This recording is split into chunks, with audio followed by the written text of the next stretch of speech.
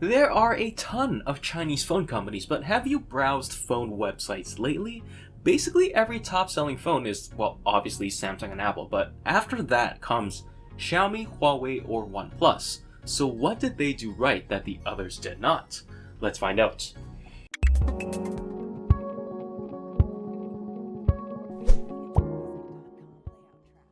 Before I get into why they succeeded, I'm going to show you a really interesting chart about companies that succeed and fail. But in the meantime, I want you to go into the comments and try guessing why these companies succeeded before I actually give you the reason. And let's see if you guessed it right.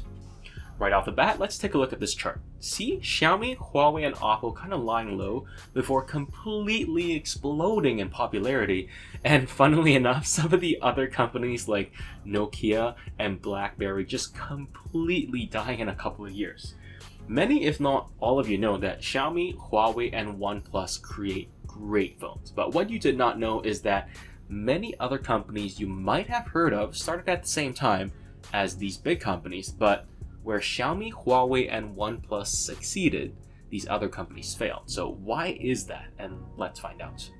Let me give you a quick 30-second history from 2010 to now. Let's go back to that interesting graph again and focus on that orange line, which basically includes any brand that has not gained enough market share. Notice how it spikes hugely in 2011, increases gradually, then spikes in 2014 again. Well, back in 2011, the phone market outside HTC, Samsung, and Apple was the wild west. For the most part, Chinese phone manufacturers focused on creating really crappy, cheap clones of popular phones. Some of them you might be familiar with, the brand called Star, where they most famously made clones of the Samsung Galaxy line. Now, you get it? Star, Galaxy. It's during this time that a couple of companies differentiated themselves. Instead of creating the cheapest, most crappy phones possible, they created genuinely good phones, and some of these companies you are probably familiar with, Xiaomi, Huawei, and yet other smaller companies you might be familiar with, still created clones, but instead of creating straight copies, they actually made decent, more expensive copies. And one example is Cubot. I remember back when I reviewed their iPhone clone, it wasn't an exact copy, and the phone was a tiny bit slow, but overall it was actually a very decent phone with a pretty okay camera. Alright, back to the graph. The second spike came in 2014, where you see the emergence of brands like OnePlus, Meizu, who were already fairly popular in China, and Smartisan. However, after 2015, that other line, the orange line, starts declining. So why is that? It's because Xiaomi, Huawei, and OnePlus are so popular that it's basically stifling every other small manufacturer. But what did these three guys do right to get big in the first place? Well, very simple. It comes down to one word: support. And I don't know if you guessed it right, but you are probably wondering how. How did they get supportive? Well, you know what? Let's dive right in. I'll start with Xiaomi. Everybody knows Xiaomi.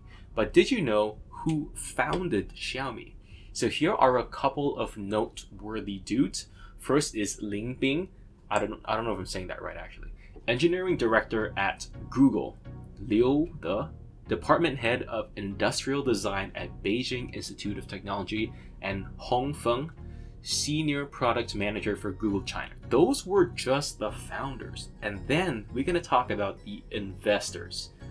If you group together Series A, B, and C funding, they acquired over $300 million in just funding from there, and in Series D funding, that was over $1 billion. And not only that, some of the noteworthy investors include Harvard, Princeton, Temasek, which is basically the country of Singapore's fund, and also, the most important one, Qualcomm.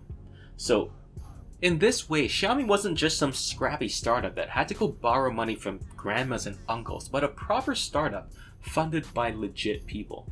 Obviously, that's not enough to become successful, and it would be wrong to say that the backers was the only reason they became successful, but it definitely was a part of it.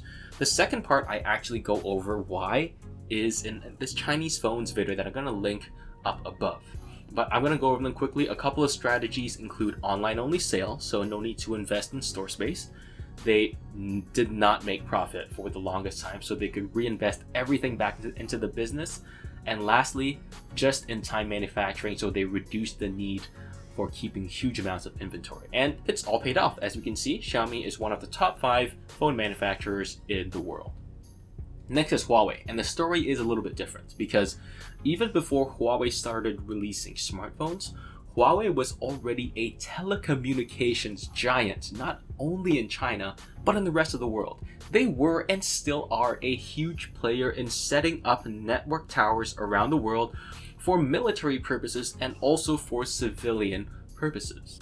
Their business right now is in jeopardy because of the whole trade war between USA and China, and I have a video linked up above that you can check out. Huawei's phone division started in 2004 when they were releasing, crappy flip phones that competed with the legendary Nokia 3310, the Nokia 3210. However, after that, unlike Nokia, they were really early adopters of Android, first releasing the T-Mobile G1 in 2008, which at the time was a fairly average phone even for pre-2010 standards. After that, though, they were releasing some really good phones, but they didn't really market that much to the USA at that point, so those of us in North America and maybe in Europe weren't as exposed to them. Until about 2014, 2015, when they started campaigning massively. Oh hey, which perfectly segues back into the actual topic, which is how Huawei succeeded. And the answer is, well, it's a couple of reasons. They were early adopters of Android, which is obviously good. They had previous phone experience, and obviously they had a huge conglomerate, Huawei, with billions of dollars and tons of connections and even their own factories at their disposal. And they made pretty good phones as a result of that. Last but not least, I'll finish with Oneplus, who basically went from zero to hero with a $0 marketing budget. Okay, maybe not zero, but super cheap marketing budget and also super cheap, decent phones. Oneplus is a completely separate company from the huge company known as Oppo, but we all know it was founded by ex-Oppo employees. To be specific, ex-Oppo vice presidents. And by the way, did you know that Oppo and OnePlus are owned by the same Chinese company, BBK Electronics? So yeah, it's pretty obvious that OnePlus has got, backing from Oppo. Again, 4 reasons why Oppo succeeded. They have the backing of Oppo. They created a decent, cheap smartphone. They have very innovative pull marketing. And finally, they got lucky. Alright, so let's start. Many OnePlus phones closely resemble Oppo phones. It's honestly quite clear that OnePlus is taking an Oppo design and then modifying them to make something, kind of new, which, saves them a lot of time and resources because they don't have to, design a phone from scratch. And then again, they have created some pretty decent smartphones, Oppo that is, and then so OnePlus takes that, modifies it a little bit and prices them very cheap. And second, they have those really innovative marketing campaigns like that get a free phone if you tattoo OnePlus on your body for females only. Oh right, and also luck, because all these marketing promotions, smash your phone to get a phone for $1, invitation only. These have all been done by other companies before. Well, okay, maybe except for that tattoo on women one. So it's not like it's a new thing, but I would say that luck is definitely a part of this as well. In short, a major reason why these 3 companies, Xiaomi, Huawei, and Oppo OnePlus succeeded where others failed, is because they had the backing of larger companies behind them. Think about smaller brands that you might be familiar with, Elephone and Yumi Digi.